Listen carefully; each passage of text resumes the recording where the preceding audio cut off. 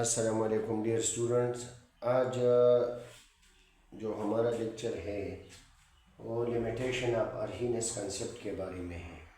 नंचिदा कम लेक्चर में दा लिमिटेशन ऑफ आर्हीनियस कंसेप्ट मुबारक के लिए कि आर्हीनियस कंसेप्ट से सपोरी लिमिटेड शवे नो गोरे Arrhenius concept only limited two aqueous solution two aqueous medium से तो वही چې په هغې کې واټر د سالوینټ په طور باندې استعمال شوي and does not explain او دا acidity او basicity د نان ایکوس میډیم نه ایکسپلین کوي. مطلب دا دی چې صرف ایکوس میډیم صرف اوبو کې کم یو ایسیډس حل شي نو هغه چې کم پروټان یا هایدراکسل آین ورکي یا کم بیس پکې حل شي چې کم موږ له چې کم ایسیډ حل شي H پلس راکوي او چې کم بیس حل شي نو H ماینس راکوي.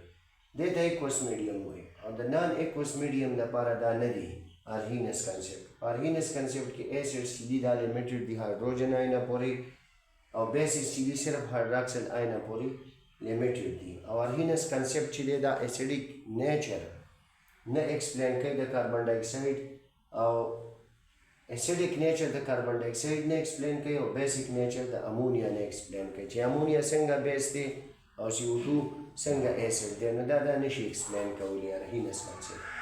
دا زموږ لیکچر نمبر 11 په باره د لیمیټیشن آف آرهینس کنسپټ کې خو دې حوالې سره څه کوېسچن وي نو کمنټ باکس کې تاسو کولی شئ. شکریہ.